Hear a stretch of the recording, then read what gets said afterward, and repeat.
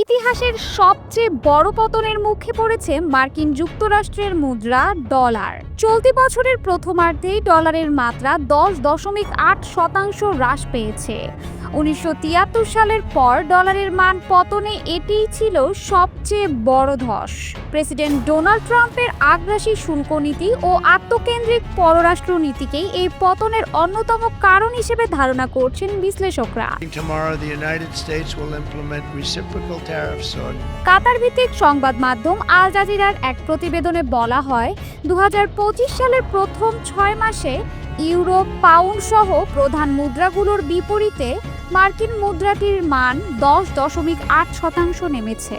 এর অর্থ দাঁড়ায় বৈশ্বিক বিনিয়োগকারীরা ডলার থেকে মুখ ফিরিয়ে নিচ্ছেন। এতে নিরাপদ মুদ্রা হিসেবে প্রশ্নের মুখে পড়েছে ডলারের মর্যাদা। Last year in office, the United States hemorrhaged 100,000 manufacturing jobs, and the number was going through the roof at levels never seen before. Bundle থাকলে প্রতি সেনমানিতে টাকা বাঁচবে।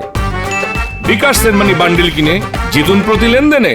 যুক্তরাষ্ট্রের শক্তিশালী অর্থনীতি, স্থিতিশীল আর্থিক বাজার এবং নির্ভরযোগ্য আইনি কাঠামোর কারণে বিশ্ব অর্থনীতির কেন্দ্রবিন্দু ছিল ডলার। কিন্তু ট্রাম্পের নীতির কারণে অনেকেই এখন মনে করছেন যুক্তরাষ্ট্রের এই ডলারের ওপর অতিরিক্ত নির্ভরশীলতা হতে পারে ঝুঁকিপূর্ণ। These other countries at all for this calamity. I blame former presidents and past leaders who weren't doing their job. They let it happen. ট্রাম্পের একের পর এক শুল্ক যুদ্ধের ঘোষণা এবং ফেডারেল রিজার্ভের স্বাধীনতা নিয়ে তার মন্তব্যে বিশ্ববাজারে তৈরি হয়েছে আস্থার সংকট। এর পাশাপাশি কংগ্রেসে আলোচনারত তার ওয়ান বিগ বিউটিফুল বিল নিয়ে আশঙ্কা তৈরি হয়েছে।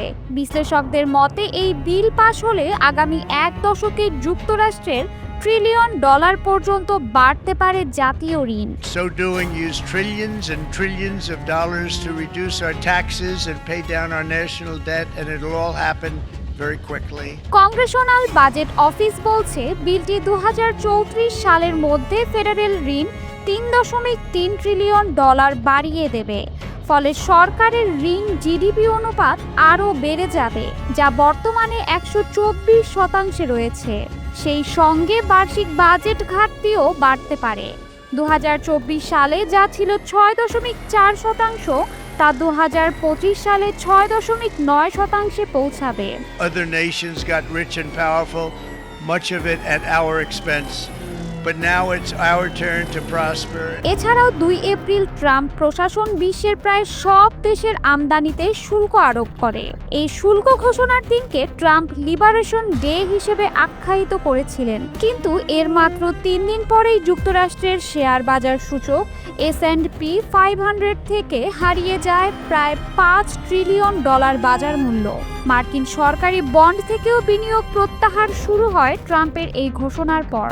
Other countries, while those nations placed massive tariffs on our products and created outrageous non-monetary barriers. চাপের মুখে 9 এপ্রিল চীনের পণ্য ছাড়া সব পণ্যে আরোপিত পূর্ব শুল্ক স্থগিতের ঘোষণা দেন ট্রাম্প। তবুও ডলারের ওপর বিনিয়োগকারীদের পূর্ব আস্থা ফেরানো সম্ভব হয়নি। We're really not taking it anymore. Through non-tariff barriers, the European Union bans imports of most American poultry. You understand? They say. এরপর organisation for economic cooperation and development যুক্তরাষ্ট্রে তাদের প্রবৃদ্ধি কমিয়ে 2.2% থেকে 1.6% নামিয়ে আনে। যদিও মূল্যস্ফীতি 3% থেকে কমে মে মাসে 2.3% হয়েছে, তবে সামগ্রিকভাবে মার্কিন অর্থনীতিতে নেমে এসেছে ধীরগতি। Once beautiful American dream, we had an American dream that you don't hear so much about. You did 4 years ago. আবার মে মাসে যুক্তরাষ্ট্রের দীর্ঘস্থায়ী ক্রেডিট রেটিং কমিয়ে দেয় মুডিজ রেটিং এজেন্সি। ট্রাম্পের নীতির অনিশ্চয়তা, অপ্রত্যাশিত খরচ এবং অতিরিক্ত ঋণের পরিকল্পনাই ছিল এই সিদ্ধান্তের পেছনের মূল কারণ। Last year in office, the United States hemorrhaged 100,000 manufacturing jobs, and the number was going through the roof at levels never seen before. Federal reserve সুদের হার কমার আগাম প্রত্যাশা ডলারের পতন আরও বাড়িয়ে দিয়েছে। বাজার বিশ্লেষণে দেখা যায় 2025 সালের শেষ নাগাদ 2 থেকে 3 বার কমতে পারে এই সুদ হার। Tomorrow the United States will implement reciprocal tariffs on. বিদেশি বিনিয়োগকারীরা বর্তমানে মার্কিন শেয়ার বাজারে 19 ট্রিলিয়ন ডলার ট্রেজারিতে 7 ট্রিলিয়ন এবং কর্পোরেট বন্ডে 5 ট্রিলিয়ন ডলার বিনিয়োগ করে রেখেছেন। এই বিনিয়োগ যদি আরও হ্রাস পায় তাহলে ডলারের মান আরও পতনের মুখে পড়বে।